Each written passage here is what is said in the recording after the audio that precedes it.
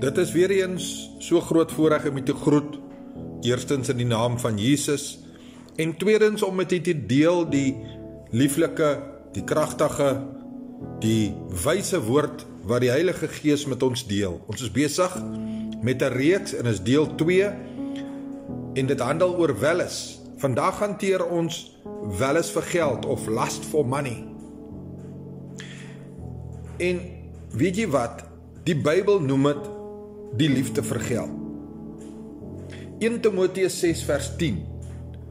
Want geldgierigheid is 'n wortel van alle ewels. En omdat sommige dit begeer, het hulle afgedwaal van die geloof en hulle self met baie smarte deurboor.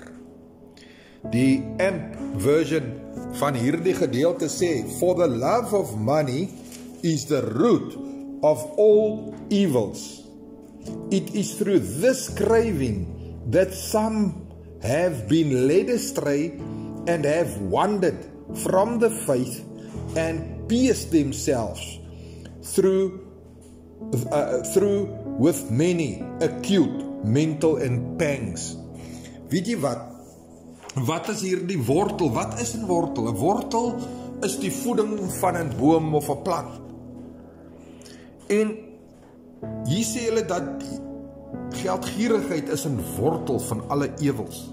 Betekende, wanneer jy geldgierig is, begin dit stadig maar seker jou hele liggaam voed. Want hierdie wortel is oorheers deur dit.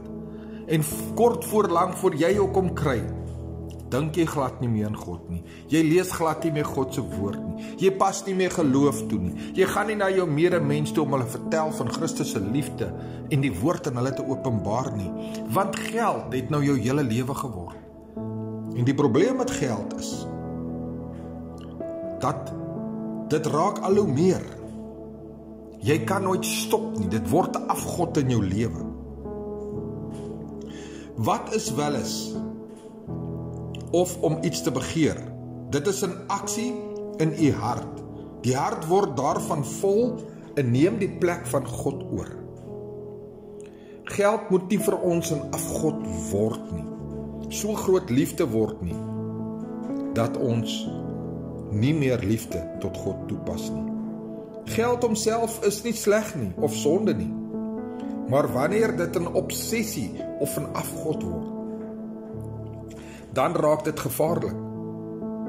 Kan jy sien dat wanneer mense geld lief het, begin hulle vir ander lieg, hulle begin ander verraai, hulle pleeg laster teenoor ander, omdat hulle vol hebsug of geldgierigheid is.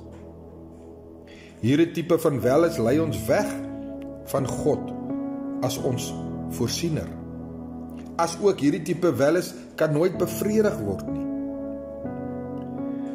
Wat wel 'n groot wins is om God te vrees. En nou praat ek van die gehoorsaam, die eer en die groot respek vir God. Wat met tevredenheid te paard gaan. In ander woorde, jy's tevrede met dit wat jy het. Om 'n liefde vir geld te hê, is tydmors. Want ons het niks in hierdie wêreld ingebring. En ons kan ook niks daarvan uitneem nie. Paulus skryf oor geldgierigheid in Kolossense 3:5 as 'n afgoddiens. En ons mag geen ander afgod dien nie, net die ware God en Here. Lukas 18 vers 24 tot 35 lees ons hoe moeilik dit is vir een wat geld liefhet en rykdom najag om in die koninkryk van God te kom. Kom ons laat nie toe dat die liefde vir geld 'n welis in ons word nie. 'n Begeerte, 'n lust for money. Ek is pastoor Gary, ek laat hierdie saak vanoggend by u. Brood en water, 5 minute woordbediening en weet net, Jesus is baie lief vir jou.